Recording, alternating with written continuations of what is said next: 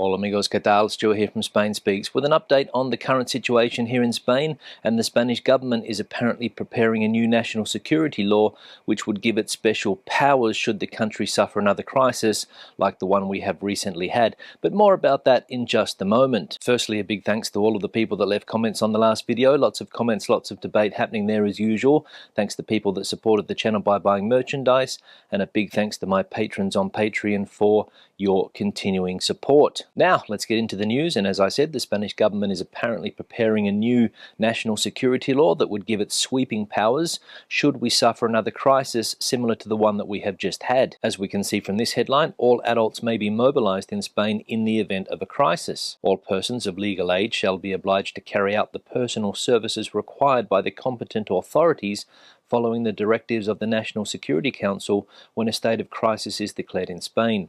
In this case, all citizens, without exception, must comply with the orders and instructions issued by the authorities. This is established in the reform of the National Security Law being prepared by the government, which incorporates some of the lessons learned during almost the year and a half of the health crisis. In the event that a state of crisis is declared in Spain, situation of national security interest, the authorities may also proceed to the temporary requisitioning of all types of goods, the provisional intervention or occupation of those that are necessary, or the suspension of all types of activities. So the government looking to have the power to be able to mobilize all adults in Spain in the event of a crisis. And they also want to have the power to be able to requisition all types of goods. So some bad news there for civil libertarians here in Spain. And is the government overstepping its mark? Or are these measures necessary for a government to be able to deal with a crisis like the one we've just had? Now, the coronavirus incidence rate here in Spain continues to go up, especially among the younger generations, and we can see here that the coronavirus incidence rate soars among young people to 450 cases. The level of coronavirus infection in young people is worrying because of the increase in the incidence in recent weeks. Among the 20 to 29 age group, the incidence has risen to 450 cases per 100,000 population. This represents an increase of 133 points. Coronavirus transmission in this age group is almost 3 times the national average. Catalonia is the region with the highest cumulative incidence rate in this age group, with 1,054 cases per 100,000 inhabitants. It is followed by Cantabria with an incidence of 1,017 and Castilla y León with 603 cases per 100,000 inhabitants. So COVID-19 now spreading like wildfire among some of the younger generations, and this has led one autonomous community here in Spain, Cantabria, to shut down nightlife again. As we can see here, Cantabria closes nightlife in Santander and 15 other municipalities and brings the closing time forward to 2 a.m. The Regional Ministry of Health has confirmed in recent days an exponential increase in the number of cases linked to multiple celebrations in discos, nightclubs and pubs, which continue in homes. Specifically, of the 57 outbreaks currently active in Cantabria, 17 are linked to nightlife establishments and activities. Moreover, of the total of 733 cases linked to these outbreaks, 61%, that is 450, originate in these premises. So nightlife again being blamed for the uptick of cases in one autonomous community here in Spain, Cantabria, and we'll see if other autonomous communities around the country follow Cantabria and start to shut down nightlife. Now, the Delta variant of COVID-19 has a new nickname here in Spain, and some people are calling it the party variant. And as we can see from this headline, holiday destinations are protecting themselves against the party variant of COVID-19. The explosion of COVID infections that Spain has experienced in the last 10 days is beginning to shake the old normality that was expected this summer. Communities have already begun to take measures to contain transmission. De-escalation in some areas hangs in the balance. Castilla y León, for example, has preferred to put the brakes on the reopening, and Cantabria has opted directly to backtrack and decree the closure of nightlife in several municipalities. Another measure that communities have taken is to accelerate vaccination among young people to slow the spread of the virus in these groups, and to speed up the administration of second doses of AstraZeneca in the 60 to 69 age group so that they are fully protected. So the health situation again here in Spain seemingly out of control in some autonomous communities, and governments around the country again scrambling to try to contain the virus. Now, as we know, Spain is not expecting a big year when it comes to foreign tourism, especially on mainland Spain, and the tourism sector yesterday received another setback, with Germany recommending against visiting some parts of Spain. As we can see here, Germany includes Cantabria and Catalonia in its list of coronavirus risk areas. The German authorities will include, as of Sunday, the autonomous communities of Cantabria and Catalonia in their list of coronavirus risk areas, as reported by the Robert Koch Institute, the government body in charge of infectious disease control. These regions join the 5 already in this category, and Andalusia, Navarra, the Basque Country, La Rioja and Ceuta. The German government's decision, however, does not have a major impact on travellers,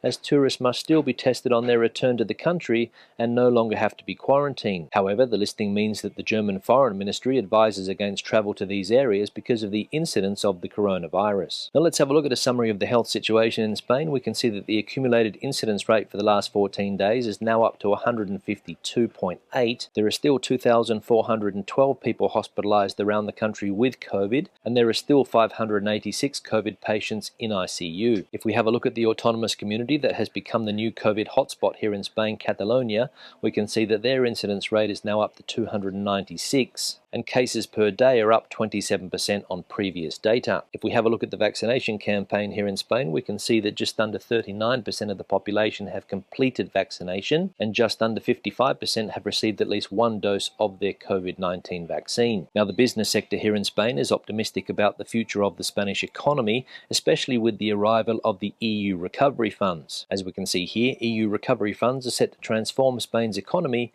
CEOs say. European recovery funds flowing into Spain will help to transform its economy as firms invest to make businesses more digital, cleaner and energy efficient, leaders of companies including Repsol and Endesa said in a Bloomberg panel. Repsol has presented projects under the EU framework worth $6.3 billion in investment.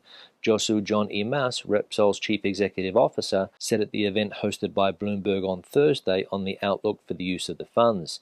Endesa has presented 122 projects for consideration for EU funds, Endesa's CEO Jose Bogas said. Next generation European funds are the right answer to boost the economy to recovery after the pandemic, Imas said. The industrial sector in Spain is prepared to grow and to be the catalyst for the Spanish recovery. Spain has a great opportunity to transform, he said. So there we go. Let's see if big companies like the ones mentioned there, Repsol and Endesa, are able to transform the economy. Now let's have a look at some of the comments from previous videos. One here from Claire. Hi Stuart, perhaps as several people have commented on your garden, you could do a quick walk around on one of your videos. It's always interesting to have a nose around other people's gardens. You briefly took us outside when you had the snow, now it's time for a summer visit. Always enjoy your daily chats, and the Saturday one with Johnny keeps us informed of what's going on in Spain. Really hoping to be able to come and see my house at the end of September, 2 years since last visit, not for a holiday, but to carry on with renovations. Just hope that it hasn't regressed too far.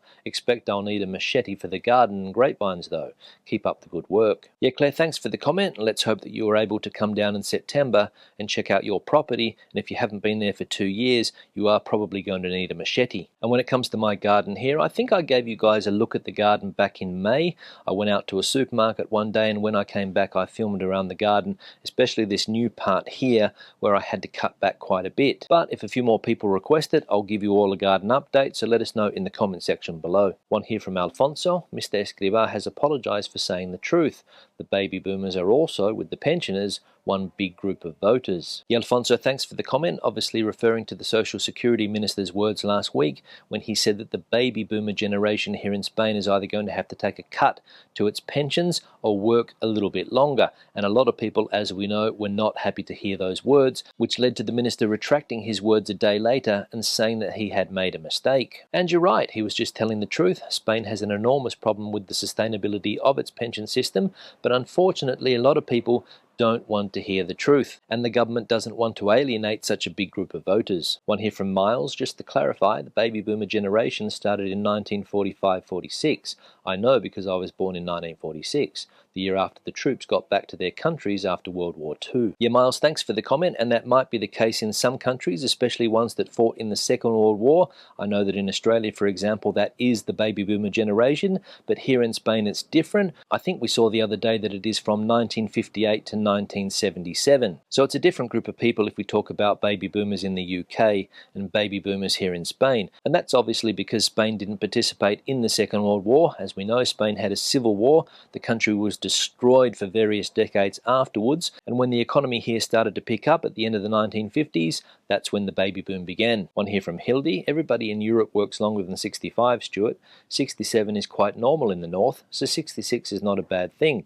Money doesn't grow on trees. Yehildi, thanks for the comment. I'm well aware that money doesn't grow on trees because if it did, I'd be a rich man. And I personally don't have a problem working beyond the age of 65, 66, or even 67. With the way things are going in my personal situation, I think I'll be working until at least 75 if I get that far. But a lot of people here don't like to be told that they're going to have to work longer. So I think the government is going to have a monumental task on its hands trying to convince people that they're going to have to work into their late 60s or take a cut to their pension. One here from Albert. We agree the garden is looking great, but my wife wants to know what happened to los gatos. Yeah, Albert, thanks for the comment, and to be honest, I have no idea what happened to those cats. Last year I had a serious cat problem. There were about 3 or 4 cats living in the garden, stray cats, didn't belong to anybody, but this year they have disappeared. Don't know whether it was the snowstorm that got rid of them, don't know whether it's because I cut down some of the heavy vegetation that I have out here and maybe they don't have a place to hide anymore, or maybe they just found a better place to live. Don't know, but it is a bit of a mystery. One here from Bertram. I think it's not your pronunciation, rather the good audio. Just try listening to YouTubers that overmodulate or just a bad mic. Your channel is informative, well presented, and a pleasure to listen to. Yeah, Bertram, thanks for the comment, and good to see that you find the videos informative and a pleasure to listen to, and glad that you like the audio also, which in my opinion is very, very important. A lot of people think that image quality is the most important thing, but in my opinion, if you don't have good sound, you don't have a good video. So I do try to make sure that the sound quality on these videos is high. And apart from having a decent camera, I also try to have decent audio in all of my videos. One here from Ian. Hi, thanks for the excellent video. I am German and live on Mallorca. I'm seeing a large number of German tourists here and the local businesses are starting to open up. Thank you for your videos. I watch every day and find your coverage of Spanish news very informative. Ian, thanks for the comment. I'm glad to see that you also find the videos informative. And when it comes to Mallorca, we all know that Mallorca is a very popular destination for German tourists, and I imagine that it is starting to fill up, as you say, with German people looking for a bit of sun. As we saw earlier in the video, the German government has decided to add 2 more places on mainland Spain to their list of destinations that they don't recommend people travel to. But for the time being, the Balearic Islands and Mallorca are not on that list, so let's hope it stays that way. And finally, one here from Marie. I must imagine in some sense it must be nice for the Spaniards not having so many tourists around. Yeah, Marie, thanks for the comment, and I imagine that for some people, not having mass tourism in Spain this summer is a good thing, but for people that have tourist businesses, it is definitely a bad thing. We saw before the pandemic that there were various anti-tourist groups popping up around the country, especially in Catalonia and the Balearic Islands, because before the pandemic, as we know, Spain had something like 84 million foreign tourists come here, and a lot of people were complaining that tourism was ruining their way of life, making things more expensive, and were just sick and tired of seeing so many tourists around the place. So as I said, for some people it's fantastic, but for those who depend on tourism, it's not so great. On that note, I'll start to wrap up the video. Questions and comments, please leave them in the section below. Debate the situation out as you normally do. Give the video a thumbs up if you liked it, thumbs down if you didn't. I'll see you in the next one. Hasta luego.